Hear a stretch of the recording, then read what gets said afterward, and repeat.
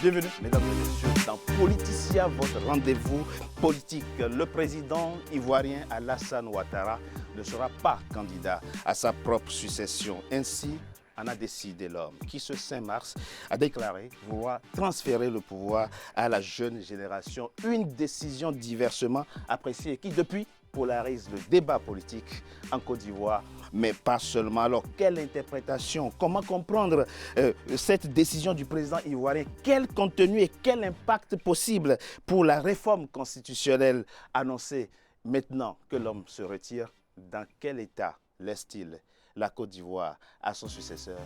Trois invités avec moi pour en parler. Toto Jérôme Baloubi, vous êtes enseignant-chercheur, ancien secrétaire général de l'Université d'Abidjan. Un proche êtes-vous de l'ancien président ivoirien Laurent Gbagbo. D'ailleurs, ce samedi 14 mars, vous faites partie de ceux qui organisent une séance dédicace d'un livre consacré à Laurent Gbagbo, notamment à son acquittement. Le titre du livre, c'est « Acquittement de Laurent Gbagbo et de Charles Blé Goudé. Les juges de la CPI restituent la vérité historique ». C'est publié aux éditions L'Harmattan. Merci, Jérôme Toto Baloubi, d'avoir accepté notre invitation. C'est moi qui vous remercie, monsieur. Moïse Moussa Diallo, vous êtes le vrai membre fondateur de la section française du RHDP, le parti unifié au pouvoir. Vous venez d'être nommé conseiller spécial du délégué, donc de la section française du RHDP. Grand soutien êtes-vous du président Alassane Ouattara, dont vous défendez le bilan. Merci à vous également d'avoir accepté notre invitation. C'est nous qui vous remercions. Et j'ai également avec moi Jean-Claude Félix Chikaya, vous êtes géopolitologue, géostratégiste, sociologue, chercheur à l'Institut Prospective et Sécurité en Europe. La décision du président Alassane Ouattara a sans doute une portée politique qui peut être même transcendre les frontières de la Côte d'Ivoire. Et puis, on en parle au cours de cette émission. Merci à vous d'avoir accepté notre invitation. Tout au long de ma carrière, j'ai toujours accordé une importance particulière au respect de mes engagements. En conséquence, j'ai décidé de ne pas être candidat en 2020. C'est donc avec ces mots à la fois simples mais lourds de sens que le président ivoirien Alassane Ouattara a mis fin au suspense ce jeudi 5 mars à Yamoussoukro. Mais comment les Ivoiriens ont-ils accueilli cette annonce? Certains d'entre eux se sont confiés au micro d'Olivier Conan, notre correspondant en Côte d'Ivoire. On les écoute, on en parle après. Comment il voudrait qu'il puisse faire son troisième mandat? Voilà, c'est tout. Parce qu'il nous est trop arrangé. C'est un homme de parole, un homme de paix, un homme de prospérité, un homme de joie. Ça c'est bien. Si le président ne va pas faire un troisième mandat, c'est bon. Parce qu'on dit qu'en Afrique, maintenant, tous les pouvoirs, c'est deux seulement. Deux mandats. Donc il a résulté, c'est bon. Parce que je suis content. Vraiment, je suis beaucoup content pour ce que le président a décidé. Voilà, c'est pour éviter beaucoup de choses, telles que la crise. Le passé est passé. Donc on veut venir maintenant, la nouvelle génération, ça va arranger la jeunesse ivoirienne. En fait, là, le président Alassane Ouattara a fait preuve de sagesse parce qu'il s'est beaucoup souvenu de ce qui s'est passé en 2010, à savoir avec la crise post-électorale. Parce que plusieurs personnes et plusieurs Ivoiriens se disaient qu'en 2020, vraiment, ça sera de la catastrophe. Mais tout le monde était étonné de sa dernière décision. Donc moi, de mon point de vue, je crois que c'est beaucoup réfléchi. Il a eu pitié des Ivoiriens. En tout cas, il veut que le développement qu'il a amorcé déjà les pas, que ça soit une continuité. C'est en prenant ce genre de décisions, de grandes décisions, qu'on peut attirer la jeunesse. S'il a prétendu que c'est pour passer le relais à la nouvelle génération, moi, je crois que la nouvelle génération doit s'inspirer aussi de cela pour la bonne marche de leur vie politique et de leurs aspirations. Quand on est président, on est un leader. Le président est appelé à remettre la paix dans le pays. Il y a eu crise. Il y a eu beaucoup de choses qui sont passées. Donc, tout d'abord, il devait faire la réconciliation. Ce qui n'a pas été fait. Dans ce là même là, il y a eu des arrestations. Il y a 2 qui sont encore à l'exil. Il y a 2 qui sont en prison. Et aujourd'hui, c'est la constitution qui lui permet pas de briguer un troisième mandat. Sinon, ce n'est pas sa volonté.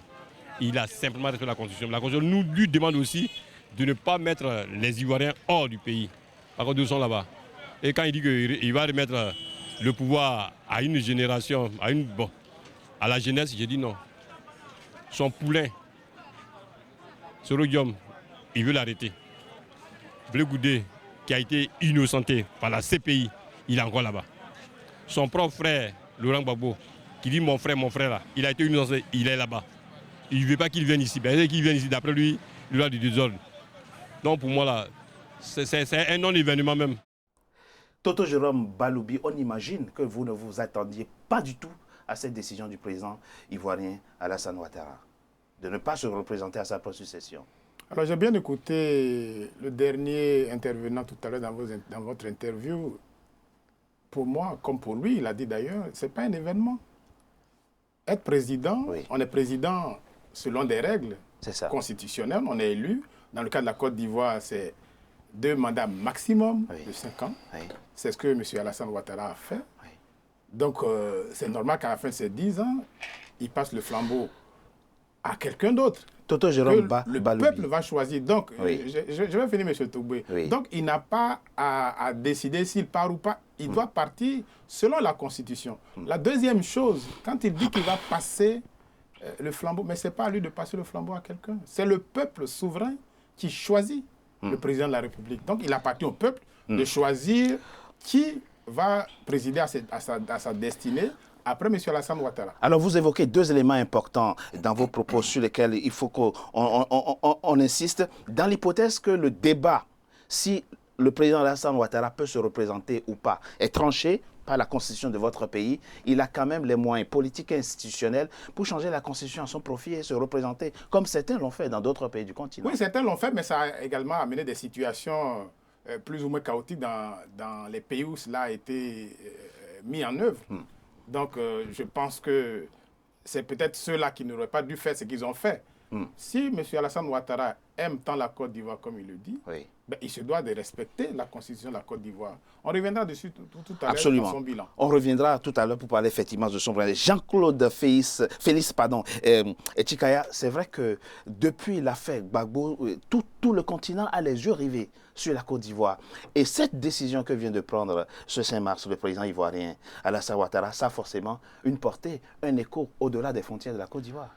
Oui, contrairement à mon interlocuteur, sur le plan géopolitique mondial, continental, mais aussi national, sur le plan historique, cela constitue un événement.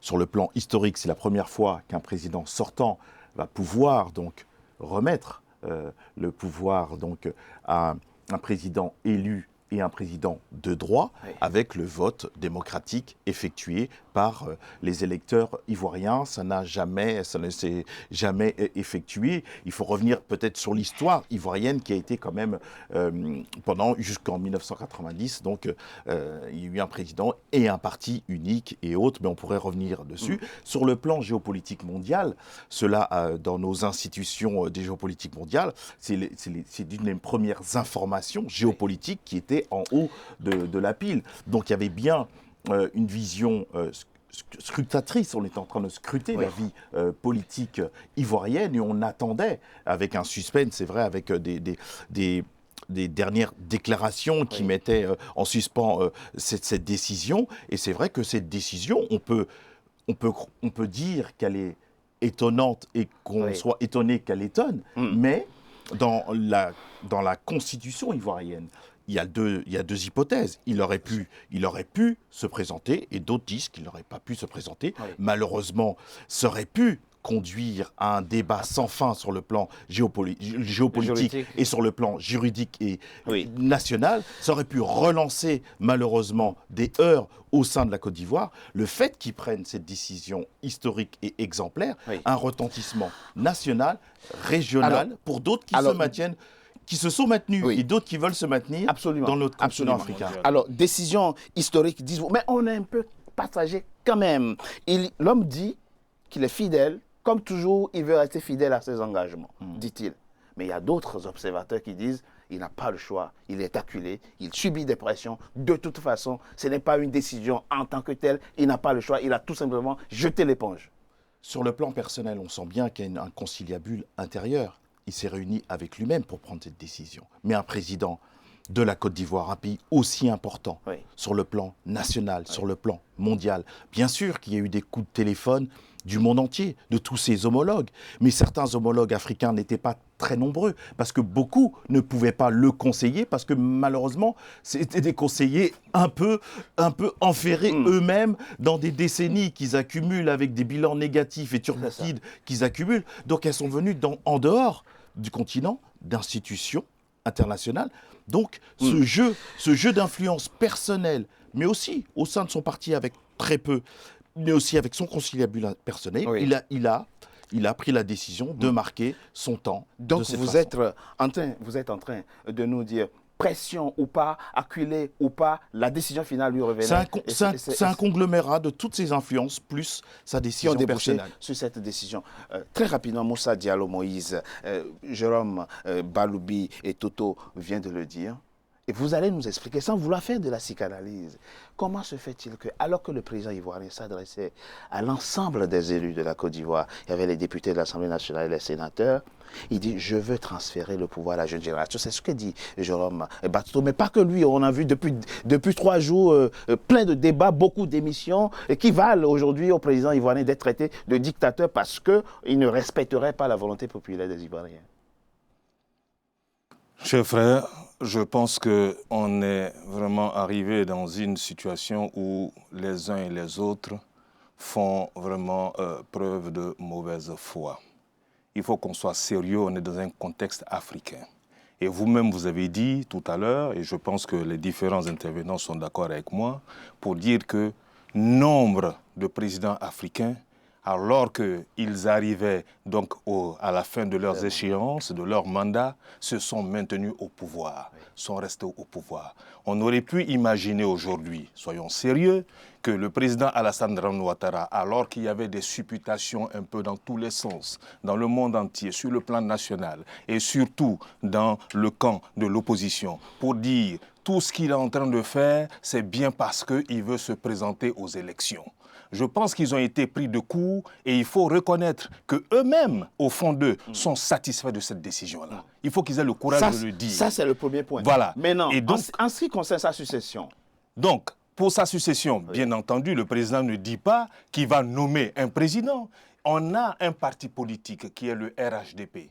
Au sein de ce parti politique, quand il dit « je vais passer la main à une nouvelle génération », il parle de son parti politique parce que nous allons partir aux élections. Donc en ce moment-là, lui se retirant. C'est comme ça qu'il faut comprendre ça. C'est comme ça qu'il faut comprendre la chose et on ne peut pas comprendre ça autrement. Puisque, effectivement, il appartient à un parti politique et au sein de ce parti politique, il y aura une nouvelle génération de personnes qui vont arriver. Ce que vous dites, au pouvoir. Très rapidement, excusez-moi, Jérôme Baloubi, que l'analyste nous dit ce qui se passe là, ce malentendu, ce quiproquo. Est-ce que ça ne vient pas finalement de la constitution ivoirienne qui autorise le président de la République à être chef de parti? Parce que là, il est en face des élus de toute la Côte d'Ivoire et subitement, il s'adresse à son parti, à lui. Ce qui, entre guillemets, a mis le feu politique aux poudres, c'est un terme, c'est transféré. Oui. Sur le plan juridique, sur le plan politique, sur le plan sémantique, ce n'était pas le mot idoine. Et c'est vrai que ça a été une maladresse, dirons-nous. Dans un congrès extraordinaire, devant des sénateurs et des députés, on ne peut pas parler de transférer le pouvoir. C'est peut-être un petit rattrapage d'un certain paternalisme qu'il a lui-même débordé. C'est peut-être un lapsus.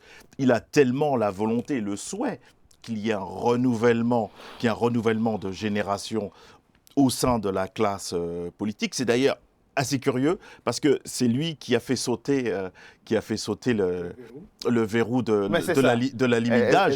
Mais on peut changer d'avis au cours de deux mandats. C'est un président qui a donc exercé, il exerce son dernier mandat. Donc moi je pense que c'est le dernier terme qui est maladroit, mais on peut aussi entendre le fait que le message était adressé. Oui, non, on revient tout à l'heure à vous. Jérôme Baloubi. Le pas à M. Chikaya, justement, quand mon frère du RHDP dit qu'il s'adressait à son parti, mais il n'était pas dans un congrès de son parti. C'est ça. Je suis désolé, mais ça dénote en fait de l'état d'esprit, et on va revenir dessus, je vais insister dessus, ça dénote de l'état d'esprit de ceux qui nous gouvernent, oui, on confond l'État et les affaires privées. Non, ils étaient à un congrès, c'est-à-dire les deux chambres du Parlement étaient réunies, donc toute tendance confondue. Il ne peut pas dire qu'il va passer la main à une nouvelle génération. Dans ce cas-là, il aurait dû le faire dans son parti, avec ses militants. Et ce lapsus-là, M. Chikaya l'a dit, ce lapsus est révélateur d'un état d'esprit. Non, mais est-ce que quelque part, pas du tout. Est-ce que quelque part, est-ce que c'est vous qui interprétez, mais est-ce que quelque part, ce n'est pas aussi un message qu'il vous envoie, qu'il envoie, et il annonce son retrait, et en même temps, il est peut-être en train d'adresser de façon sibylline un message à ses concurrents. On l'a bien compris. J'irai plus loin sur le lapsus, si vous voulez. On l'a bien compris. C'est pour ça que nous disons simplement qu'il ne lui appartient pas de décider cela. Il a créé un problème aux autres. Je peux parler? Allez-y. Oui, nous, on a déjà cette lecture. La troisième lecture, on l'a déjà. Je veux dire, ça prouve que M. Alassane Ouattara n'a pas envie de partir. Ou bien quand il part, il amène, il détruit tout. Non, il appartient au peuple de décider. Qui doit succéder à M. Alassane Ouattara? Dès lors que la Constitution le permet. Bien sûr. C'est le peuple qui décide, ce n'est pas M. Alassane Ouattara, ce n'est pas à lui de transmettre à une nouvelle génération. Il appartient au peuple de transmettre à une nouvelle génération si le peuple décide. Mais le besoin d'une classe politique rajeunie, c'est un besoin réel dans votre pays, la Côte d'Ivoire. Le rajeunissement, moi je le vois sous plusieurs angles. Il n'y a pas que l'âge dans le rajeunissement. On est d'accord, voilà. Tout à fait d'accord. Donc on est d'accord qu'il faut rajeunir, qu'il faut redonner du dynamisme à la vie politique, à la vie sociale tout court. Mais je veux dire, même là aussi, il appartient au peuple de le décider, pas M. Alassane Ouattara. Cher frère Jérôme, et cher frère Richard, je pense que, vous l'avez dit tout à l'heure, en fait, l'annonce qui était attendue de tous, c'était savoir si le président y allait encore pour 2020 ou pas. À partir du moment où il annonce cela, quand je dis que je ne suis plus candidat pour une élection présidentielle en 2020, ça veut dire que forcément je laisse la place à d'autres. Donc c'est dans la continuité de son annonce qu'il dit que ce sera une nouvelle génération. Et forcément, c'est un appel à tout le monde, parce qu'il avait dit depuis longtemps qu'il fallait, effectivement, même dans le cadre du RHDP, lorsque nous étions en position effectivement favorable avec le président mais vous pouvez comprendre la critique. Il l'avait dit. Elle est légitime, la critique. Mais c'est une interprétation, parce qu'effectivement, on veut toujours... Vous-même qui s'adressait à ses militants. Bien sûr. Voilà, à son parti. Oui, mais l'information, c'était de dire que je ne suis pas candidat, puisque tout le monde attendait cette décision. Et s'il n'est pas candidat, forcément, dans son parti, on aura quelqu'un d'autre qui va très rapidement, Jean-Claude Félix Chikaya, là où cette réflexion est encore plus intéressante, c'est qu'il poursuit. Il dit, mais je serai toujours là pour donner mes conseils avisés. On sent chez le président ivoirien, mais on ne va pas faire de la psychanalyse, qu'il est dans un état d'esprit où il n'intègre même pas la probabilité aussi minime, soit-elle, de perdre la présidentielle de 2020. De se reposer simplement. Mais c'est un homme positif. On ne va pas lui demander de s'en excuser. Bien sûr. On est d'accord. Sans vouloir, ou presque, faire l'exégèse psychosociologique de son discours. Quand il parle de nouvelle génération, il parle de la génération qu'il a voulu mettre en exergue sans citer les noms. Il parle de M. Bédier, il parle de M. Gbagbo, et peut-être une autre génération plus jeune. C'est-à-dire toute une partie de la génération intergénérationnelle. Je parle de l'intergénérationnel. Pas seulement une question d'âge. Il ne s'agit pas de vouer aux gémonies ceux qui sont âgés et d'encenser ceux qui sont plus jeunes. On sait bien qu'on peut avoir des jeunes dictateurs et de très vieux démocrates. Là n'est pas la question. C'est que l'Afrique, c'est 75% des Africains ont moins de 35 ans. C'est vrai. Donc il est important que ceux qui les dirigent, il est bien compris que ceux qui les dirigent soient relativement jeunes. Mais je pense qu'il ne pensait pas seulement sur le plan générationnel, mais sur le plan générationnel aussi au niveau politique. Beaucoup ont cru qu'il allait remettre dans la Constitution la limite d'âge à 75 ans. Donc il appelle de ses voeux sur petite pieux, mais que certains se mettent de côté. Mais je pense que les partis eux-mêmes vont se charger peut-être de mettre ces personnes-là de côté et de leur dire c'est notre tour. De toute évidence, le président Alassane Ouattara n'a pas qu'annoncé ce 5 mars sa décision de ne pas se représenter. L'homme a annoncé également une réforme constitutionnelle. Mais quelle réforme constitutionnelle? On en parle dans la deuxième partie de notre émission après une pause. À tout de suite.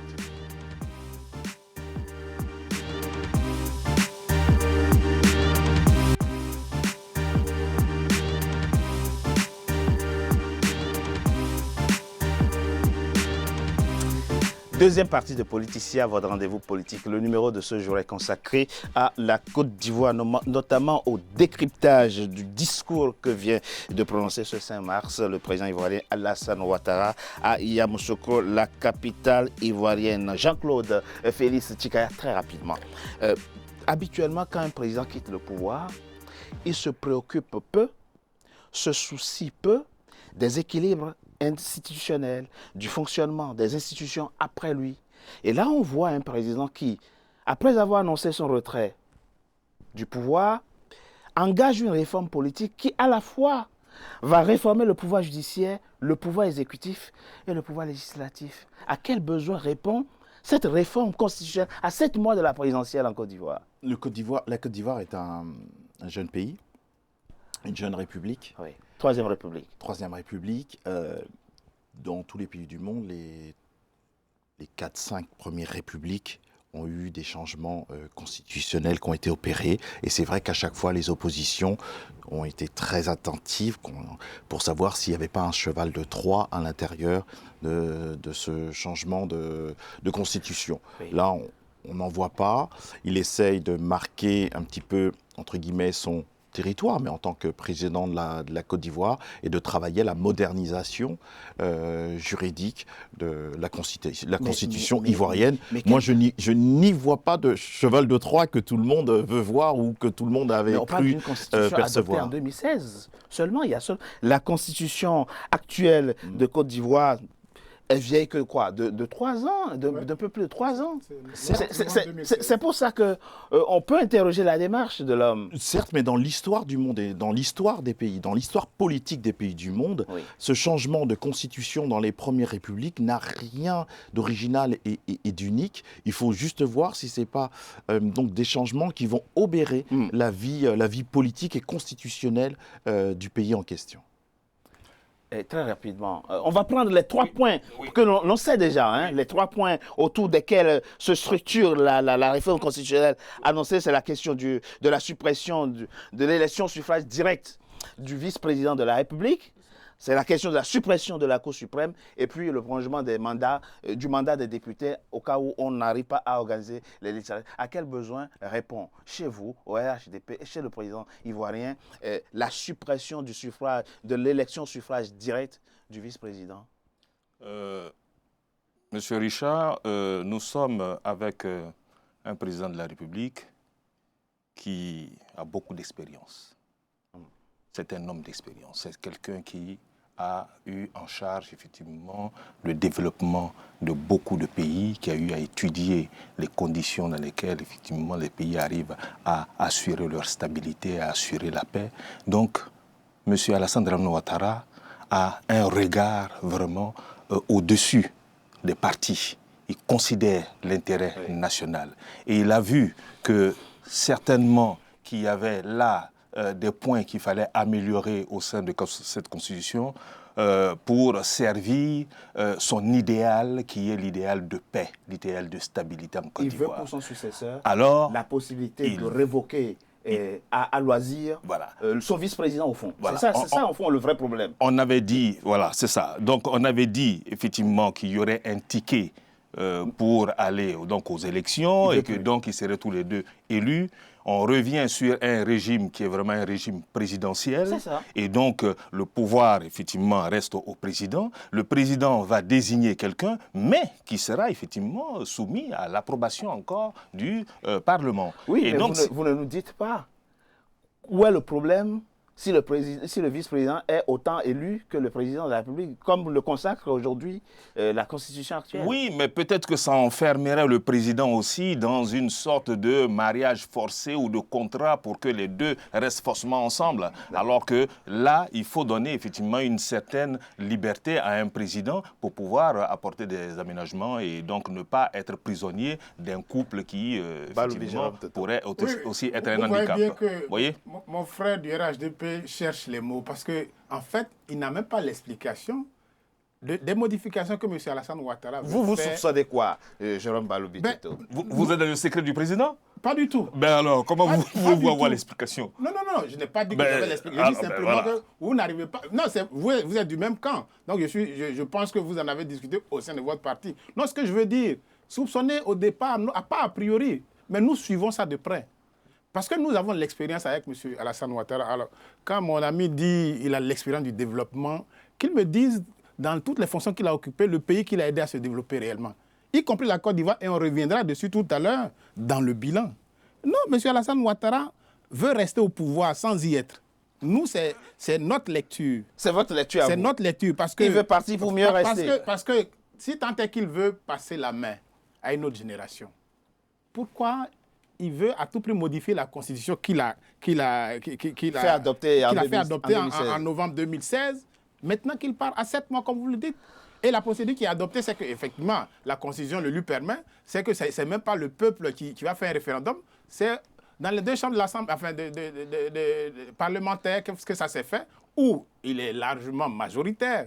Donc, pour nous suivons de près, mais nous pensons qu'il y a anguille sous roche parce qu'il n'est pas parti du pouvoir en réalité de son propre gré et il veut encore tirer les manettes du jeu. Et pour lui, la meilleure façon de rester au pouvoir ne serait-elle pas, effectivement, de rester et d'être candidat? Alors, vous évoquiez chacun l'expérience. L'expérience, il y a un précédent. Dans la sous-région, c'était en Sierra Leone, 2015. Le vice-président Samuel Sam Soumana est révoqué par le président Ernest Bai-Koroma. Il dit, non, tu ne peux pas, je suis élu au même titre que toi, tu ne peux pas me révoquer. Et plus tard, la Cour de justice de la CEDEAO donnera raison au vice-président qui réclame un dédommagement de 10 millions de dollars. C'est ça qu'il veut éviter à son successeur. C'est peut-être ça qu'il veut éviter, mais je pense que la société civile, mais aussi les parlementaires de la Côte d'Ivoire, la question que chacun se pose, je crois, c'est est-ce que la Côte d'Ivoire, en 2020, au XXIe siècle, a besoin d'un vice-président? Est-ce que vraiment la Côte d'Ivoire a besoin d'un vice-président dans la modernisation constitutionnelle et politique? Monsieur Chikaya, pour répondre plus précisément. Cette question aurait pu se poser en 2016. Absolument. Exactement. À 3 ans. Voilà. C'est ça le nœud aujourd'hui. C'est pour cela que je pense que c'est en ces termes que je viens de poser. Oui, c'est ça. La question, c'est pourquoi juger ça utile en 2016 et pas utile en 2020? Les débats parlementaires ivoiriens vont être très intéressants à ce titre. Ouais. Moi, je ne sais pas s'il y a vraiment un débat parce que, bon... Monsieur Richard, je pense que vous avez suivi plus ou moins tous l'évolution des choses en Côte d'Ivoire. Vous saviez que c'est un pays qui était rentré en guerre. Et quand nous sortons de la guerre, nous sommes sortis avec un groupe RHDP fort, avec l'accord qui avait été donné par le président Henri Konan Bédié de rejoindre son jeune frère au sein de ce parti-là. Mais ça, c'est bien avant. Voilà. Ça, et donc, les choses ont changé. Et donc, ça explique, non, parce que vous disiez, pourquoi on n'a pas posé la question avant le Premier ministre, pourquoi, effectivement, oui, en 2016. C'était nécessaire qu'il y ait un Premier ministre, un vice-président ou pas. D'accord. Donc, ça répondait à des contingences politiques de l'époque. De ce moment-là. Donc, c'était plus un poste de remerciement qu'un poste nécessaire à la Constitution. Voilà. Donc, la question peut se poser. Voilà. Et c'est pour ça que je pose cette question. Non, c'était dans ce sens-là de dire. C'était dans ce sens-là. Mais c'est la vie politique mondiale, monsieur. Non, mais là... Lui utilise le mot remerciement, moi je ne dirais pas remerciement. Mais j'ai dit que c'était... Oui, ça n'engage que vous. Je dis seulement que nous étions dans un contexte où il fallait effectivement qu'on puisse avoir une cohésion nationale. Exact, l'équilibre. Voilà, c'était l'équilibre. Et que donc avec l'aîné Bédié, Konan Bédié, on était arrivé à dire, voilà, nous allons créer un pouvoir, mais qui ne soit pas vraiment bicéphale, mais qui puisse permettre qu'on ait l'assurance que le frère Bédié, lui aussi, sente qu'il y a peut-être effectivement une inclusion du PDCI dans le cadre de ce parti-là et que nous sommes ensemble. Voilà, d'ailleurs, le vice-président... Votre cohésion nationale, c'est entre vous, le RHDP. Mais de toute manière, il faut une majorité pour assurer la cohésion nationale. Il faut une majorité. Si nous sommes tous en minorité, effectivement, la locomotive de la cohésion nationale ne va pas se mettre en route. Comme le divorce est intervenu et que vous ne voulez pas supprimer... Non, mais ils n'étaient pas élus tous les deux. Il était nommé, le vice-président était nommé. Donc aujourd'hui, on trouve que c'est nécessaire effectivement qu'on garda cette disposition de dire que le vice-président est nommé par le chef et qu'en ce moment, par le président, et qu'en ce moment-là, ce soit validé. L'idée derrière, c'est qu'il est nommé par le chef et il peut être révoqué à tout moment par le chef. Bien sûr, pour ne pas que ce soit le chef se sente prisonnier de son vice. Donc, au fond, on vide ce poste à la fois de sa substance et de sa légitimité de départ. Non, il est vidé totalement. Excusez-moi, M. Chikaya. Allez-y. Il est vidé dans la mesure où M. vient de dire, en fait, on a créé le poste de vice-président pour remercier M. Bédié d'avoir soutenu M. Alassane Ouattara. Bon, il n'aura pas occupé de toute façon. Et comme il ne veut plus rentrer dans le RHDP unifié, vous changez les règles du jeu. Le vice-président est toujours maintenu. Oui, c'est ça. On n'a pas changé les règles. Et il reste, soyez un peu honnête. Et il reste le défunt.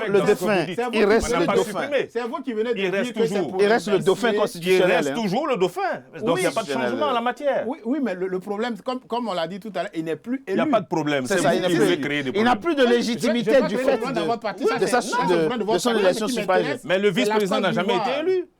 Vous avez parlé tout à l'heure de cohésion nationale en parlant de votre parti, et moi je trouve que ça c'est suffisamment grave. Deuxième point. La cohésion nationale, c'est pas dans votre parti, c'est... Deuxième point de la réforme annoncée. C'est le parti élu qui construit cette cohésion nationale par sa vision. Pendant 10 ans, vous ne l'avez pas construit. Ah ben si, je peux vous dire qu'aujourd'hui, vous allez du sud au nord en Côte d'Ivoire sans être inquiété, monsieur. Vous êtes parti en Côte d'Ivoire ces derniers temps? On va revenir dessus. Je ne pense pas. Vous circulez librement en Côte d'Ivoire et je pense que personne n'est inquiété au niveau de la sécurité en Côte d'Ivoire. Le pouvoir exécutif va être réformé. De toute façon, la réforme va passer. En tout cas, le président de la République entend promulguer cette réforme constitutionnelle d'ici le 18 mars. De toute façon, le Conseil des ministres, ce 6 mars, l'a déjà adopté. Donc, la machine est en marche. Deuxième composante, la réforme du système judiciaire. Suppression de la Cour suprême. Avec désormais 3 entités, le Conseil d'État, la Cour des comptes et la Cour de cassation qui seront des entités distinctes. Et là encore, on peut se poser la question, à quel besoin répond cette réforme?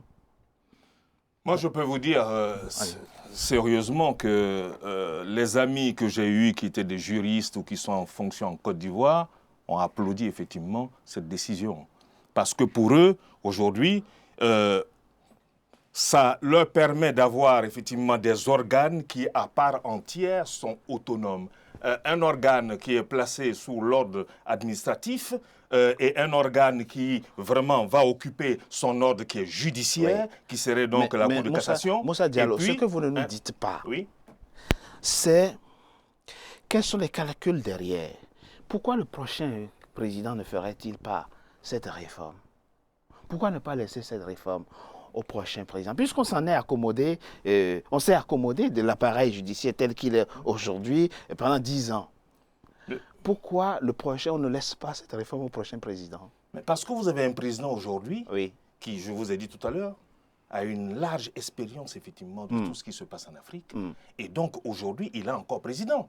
Donc, absolument. Il est encore président. Donc ce sont effectivement des pouvoirs qui lui sont conférés. Donc il peut effectivement aujourd'hui proposer qu'il y ait des aménagements qui sont faits dans la Constitution. Et lui aujourd'hui se dit que c'est nécessaire qu'aujourd'hui, on n'ait pas cette Cour suprême-là qui soit là et qui ait les 2 entités, cassation et Conseil d'État en son sein et que c'est un peu lourd à gérer. Il faut les rendre effectivement autonomes. Fluidité et donner encore une plus de force à la justice. C'est vrai que les spécialistes comprennent la pertinence de cette réforme. On peut s'interroger sur la temporalité, ce n'est pas la question. Mais les spécialistes, effectivement, approuvent cette réforme qui apporte plus de clarté et de lisibilité dans les interactions juridictionnelles dans votre pays. Oui, la temporalité, c'est un problème. C'est sur ça que vous faites une fixation. Non, je veux dire, non, je ne fais pas une fixation, mais je veux dire, il avait quelle pression en 2016? nous, c'est la question que je me pose. Je veux dire... Non, on a fini maintenant avec le vice-président. Non, je ne parle pas que du vice-président, même les réformes, ma question. C'est-à-dire, pourquoi c'est à 6 mois que M. Alassane Ouattara trouve la nécessité. Mais la Constitution lui en donne le droit. Oui, il est président jusqu'au dernier jour de son mandat. Donc, je vais dire, je ne suis pas juriste, hein, je ne vais pas entrer dans les débats. Pour nous, c'est-à-dire mettre tout ça dans un timing aussi serré. C'est le timing qui paraît suspect à vos yeux. Voilà. D'accord. On l'a bien vu. L'autre composante sur laquelle on n'a pas assez de temps ici pour revenir, c'est la prorogation tacite et de fait pour les députés à l'Assemblée nationale de leur mandat, de la durée de leur mandat, dans l'hypothèse effectivement que pour une raison ou pour une autre, la Côte d'Ivoire n'arrive pas à organiser les élections législatives. Il a dit, le président Alassane Ouattara, il se retire, il ne sera pas candidat en 2020. Il a engagé des réformes, mais dans quel état va-t-il laisser en octobre 2020 la Côte d'Ivoire à son successeur? On en parle dans la troisième partie de notre émission, mais ce sera après une courte pause. À tout de suite.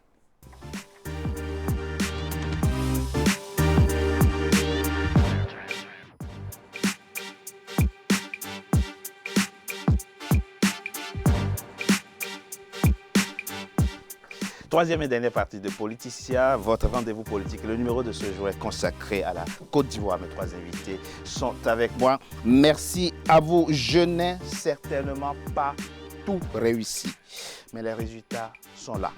J'ai donné le meilleur de moi-même pour mes compatriotes parce que j'aime mon pays. C'est par ces mots que le président ivoirien Alassane Ouattara a terminé son discours ce 5 mars à Yamoussoukro, la capitale ivoirienne, se fondant précisément sur son bilan dont il se dit satisfait. C'est un reportage signé Olivier Conan, notre correspondant en Côte d'Ivoire. Bilan économique jugé positif pour Alassane Ouattara, président de la Côte d'Ivoire, qui termine son second et dernier mandat. Le pays a connu une croissance moyenne de 8% depuis 2011. Selon lui, 80% de la population a accès à l'eau potable contre 55% en 2011. Le président Ouattara compte électrifier tous les villages de plus de 500 habitants d'ici la fin 2020. 22 ponts ont été construits et 545 km de routes neuves ont été bitumées. De plus, le chef de l'État annonce 3 millions d'emplois créés de 2011 à 2019. Le taux de pauvreté a baissé de 51% en 2011 à 37% en 2018. Des résultats jugés positifs par les observateurs. L'un des premiers bilans, c'est peut-être le retour de la stabilité, le retour de la paix. Il est bien vigilant pour éviter de mettre à mal cette stabilité qui a permis des progrès continus, qui a permis un taux de croissance élevé dont tout le monde parle, par rapport à 2 décennies où pratiquement le pays était à l'arrêt, où des grands travaux n'ont pas pu être entrepris, où on a eu plutôt à survivre, à gérer des sorties des crises. Le pays a fonctionné au petit trot. Cette fois-ci, les choses semblent être allées vite. Maintenant, le ressenti n'est pas immédiat. Si le bilan du président Ouattara est apprécié au plan économique, sur le plan politique, il est jugé négatif par les dirigeants de l'opposition qui estiment que le chef de l'État a échoué sur le plan de la réconciliation nationale. Tout ne s'arrête pas seulement aux investissements, mais il y a la réconciliation qui est pour nous, Ivoiriens, un gros morceau. Et nous avons, à un moment donné, écouté le RDR dans leur slogan « Le vivre ensemble ». Ce vivre ensemble n'a jamais été possible pendant le règne d'Alassane Ouattara. Et après cette grave crise, il y a la CDVR, la réconciliation n'a jamais été faite. Les exilés qui ne sont pas encore dans le pays, nous avons des prisonniers qui sont encore là depuis bientôt 8 ans, bientôt 9 ans. Et en plus de ça, il y a la réforme de la CEI, il y a les questions électorales. Je crois qu'il y a un ensemble de problèmes pour lesquels le président Alassane a échoué. Pour rappel, le chef de l'État Alassane Ouattara, âgé de 78 ans, a été élu pour la première fois en 2010, après 17 ans d'opposition. Il a été réélu en 2015 pour un second mandat de 5 ans. L'élection présidentielle pour désigner son successeur est prévue le 31 octobre 2020. Jérôme et Baloubi Toto, vous brûliez vous brûliez d'impatience de venir sur le bilan du président ivoirien Alassane Ouattara. Qu'en dites-vous? Plusieurs chiffres nous sont avancés. Là, mais on reviendra en détail, secteur par secteur, sur un certain nombre d'entre eux. Oui, sur le plan économique, aussi bizarre que cela puisse paraître, nous pensons que le bilan n'est pas bon. Parce que c'est vrai, des choses ont été faites, mais on ne dit pas à quel prix. On a un endettement de 13 000 milliards de francs CFA aujourd'hui. Une dette structurée, oui. Oui, mais une dette engendrée par le pouvoir de M. Alassane Ouattara. On viendra dans les détails, comme vous l'avez dit. Sur le plan social, j'ai écouté celui qu'on a interviewé tout à l'heure, sur le plan social. La guerre dont on parle, on dit qu'il y a eu 2 décennies de problèmes, mais ces problèmes sont venus d'où? Ces problèmes sont venus de M. Alassane Ouattara, qui voulait accéder au pouvoir d'État par tous les moyens. Et on sait sur ce le qui s'est plan passé. social, où est-ce qu'il a J'arrive. oui. Sur le plan social, oui. D'abord, il n'a pas réussi à réunir les Ivoiriens. Parce qu'il n'y a pas de réconciliation. Hein. Mon ami me dit, oui, on peut aller et venir, mais ce n'est pas tout. Mais il faut savoir aussi qu'il y a tout un pan de la population qui est encore en exil à l'ouest. Il y a encore des prisonniers politiques. Il y a encore des militaires ivoiriens qui sont en prison, qui n'ont fait que défendre la République de Côte d'Ivoire, qui n'ont pas pris les armes tout seuls. C'était dans leur fonction de défendre la République. Ils sont encore en prison. Et puis, du point de vue politique même, qu'est-ce qui se passe? M. Alassane Ouattara veut nous ramener au parti unique, parce que c'est ce qui se passe. Le RHDP qu'ils avaient initié avec le PDCI, puisqu'il y a eu divorce, aujourd'hui, leurs amis d'hier sont pourchassés. Nous, on l'est déjà depuis un moment. Mais aujourd'hui, tous ceux qui ne veulent pas rentrer au RHDP, M. Bitogo le dit, si tu ne veux pas rentrer au RHDP, tu rends le tabouret, comme si le tabouret appartenait au RHDP. Donc, il n'y a pas eu, il y a une fracture sociale. Il n'y a pas eu d'avancée démocratique. Il n'y en a pas. Dites-vous. À mon avis, il n'y a pas d'avancée démocratique parce qu'on a lutté, on l'a dit tout à l'heure hors antenne, on a lutté pour qu'on en arrive au multipartisme. Je le rappelle toujours. Mais on continue de se battre. Effectivement. Le problème, c'est qu'on a eu peut-être le multipartisme, mais on n'a pas encore la démocratie véritablement. Parce que la démocratie, c'est l'exercice libre de ses droits, des droits du peuple. Chacun peut aller dans le camp où il veut, sans être pourchassé, sans être mis en prison, sans être tué, sans être obligé à aller en exil. Vous êtes en exil depuis 8 ans maintenant, donc la précision vaut la peine. Il est peut-être, M. Baloubi est en lui-même peut-être l'illustration de ce que le président... Mais il le reconnaît lui-même, il dit « Je n'ai certainement pas tout réussi », dit-il. Mais dites-nous, vous êtes attentif à ce discours? Je suis très attentif à ce discours et je pense que le président de la République a toujours été attentif effectivement au discours des uns et des autres. Le Premier ministre Amadou Gon a toujours été attentif au discours des uns et des autres. Il faut savoir que même quand on parle du bilan, un bilan qui est admis de tous comme étant un bilan positif, en fait, le fait de dire positif ne veut pas dire que c'est du 100%. Personne ne dit que dire que quelque chose est positif, ça veut dire que c'est 100%. C'est 10 sur 10, c'est 20 sur 20. Non, ce bilan-là, que vous le vouliez ici sur le plateau ou pas, tous les observateurs, tous ceux qui visitent la Côte d'Ivoire, tous ceux qui sont venus voir la Côte d'Ivoire, tous ceux qui ont approché les Ivoiriens depuis les années 2010 jusqu'aujourd'hui, je veux même dire 2008, quand le président Gbagbo Laurent était là, jusqu'aujourd'hui, ils sont allés constater ce qui se passe en Côte d'Ivoire, vous diront, il n'y a pas photo. Oui. On est tous unanimes. Même les gens de l'opposition le disent. Non. Ceux qui, effectivement, peuvent laisser toute subjectivité. Je peux parler, s'il vous plaît, monsieur. Allez-y, vous parlez, mais voilà, je précise merci. quand même. Ceux qui laissent tomber toute subjectivité pour vraiment observer avec raison les choses, reconnaissent qu'on peut dire tout ce qu'on veut. Même si on n'aime pas l'homme, et c'est la phrase qui revient de leur bouche, il faut reconnaître que le bilan est positif. Voilà ce que j'ai à dire. Maintenant, quand quelqu'un vient sur un plateau et dit « je suis réfugié », je vais dire quelle est aujourd'hui vraiment le texte de loi, la poursuite qui fait que quelqu'un dit « je suis réfugié ». Ils se font réfugiés alors que le message a été passé par ce gouvernement depuis longtemps de dire que tous ceux qui sont à l'extérieur peuvent rentrer. Et quand ils rentrent, des personnes qui ont occupé des hautes responsabilités, même avant, effectivement, ces personnes-là, ne sont pas inquiétées en Côte d'Ivoire.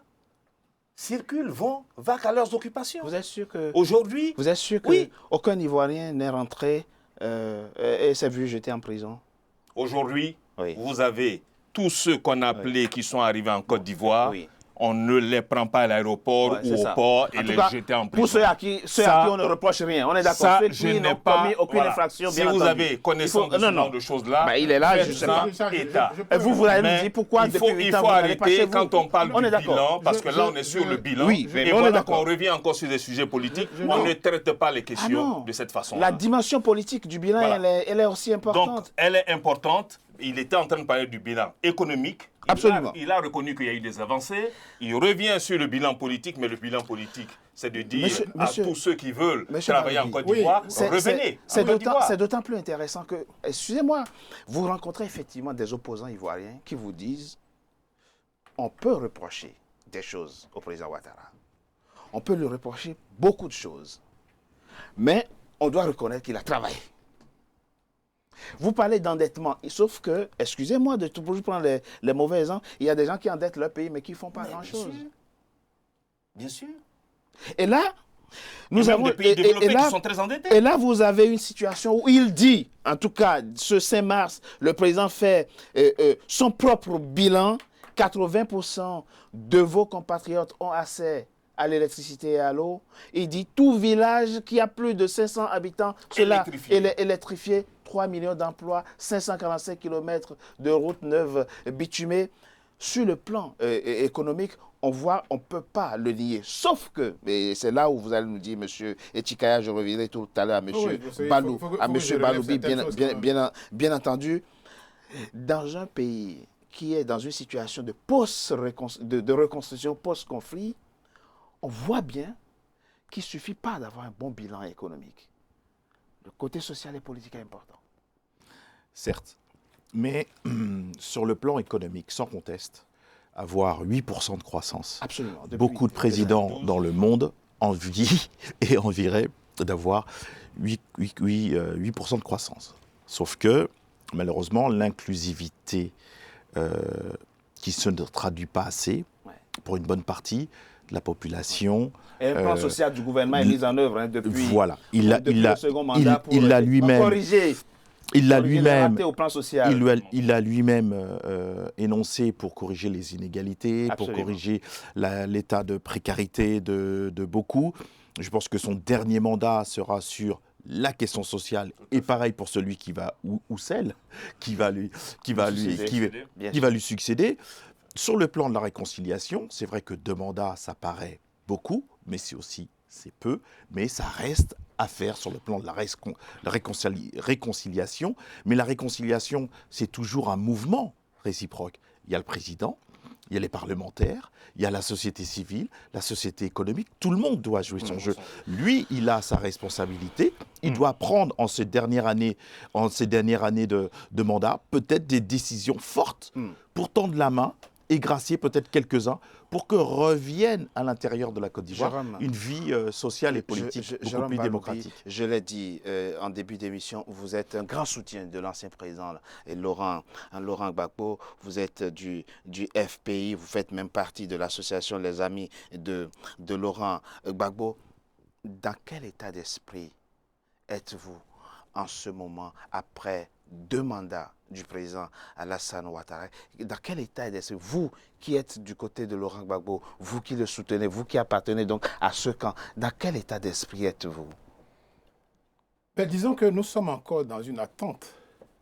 Parce que, je m'excuse, les économistes nous parlent de croissance à 8%. Mais j'ai rappelé tout à l'heure, peut-être que ça n'a pas été relevé, mais j'ai dit que cette croissance est adossée à quoi? À une dette. Pour nous donc, c'est une situation irrationnelle. Pour un économiste, celui qui, comme disait mon ami tout à l'heure... Autour de 70%. On est encore dans la norme de l'UEMOA. Oui, mais je veux dire, cette dette-là, qui la paye? Parce que je rappelle que quand M. Alassane Ouattara prenait le pouvoir de force en 2010. Ah oui, je précise. De force. Oui. S'il vous plaît, on va pas. Il y a eu la guerre, mon cher ami, vous ne pouvez pas ignorer ça. Mais c'est pas de force. S'il vous plaît. Il y a eu des élections ou pas? La guerre, c'est quoi? Il n'y a pas eu des élections? Mais si vous voulez installer la guerre, on va faire la guerre. À la guerre, comme à la guerre, mon frère. C'est-à-dire que le message... En 2002, c'est nous qui avons fait la guerre. Oui, mais en 2002, ce n'est pas M. Alassane Ouattara. Nous parlons de M. Alassane Ouattara. Vous me parlez effectivement de 2002. Vous me parlez de 2011. Bon, on ne va pas faire le procès de la guerre. Aujourd'hui, on est... Bon, alors, allons-y. Donc vous dites, est-ce qu'on peut poser des actes de paix? Franchement, s'il vous plaît. Non, il a demandé dans quel état d'esprit. Vous êtes toujours voilà, dans c'est ça. l'agressivité. Je tenais à relever le... Je ne suis pas agressif. S'il vous plaît, allez-y. Je suis que c'est Alassane qui a mené la guerre. Non, c'est pas lui qui a mené la guerre. Ça, vous ne pouvez pas le dire. S'il vous plaît. Voilà. Ce que je voulais dire du point de vue économique, pour nous, c'est pas bon. Parce que la situation, en fait, c'était quoi? Quand M. Laurent Gbagbo est arrivé au pouvoir, il y avait une dette. Oui. Et cette dette a été négociée par les grandes institutions financières. Et la Côte d'Ivoire payait 600 milliards tous les ans. 500. Oui, à peu près. Oui. Et on a atteint le point d'achèvement du PPTE Bien sûr. En 2009. Sous Gbagbo. Donc, quand M. Alassane Ouattara arrive, je pense qu'il a bénéficié de ces réponses. On est d'accord. Absolument d'accord. Ça faisait donc 600 milliards de recettes. Absolument, annuelles. Donc, il pouvait, à notre avis, qui pouvait aider la Côte d'Ivoire à avancer. Oui. Mais en plus de ces 600 milliards, il y a eu 6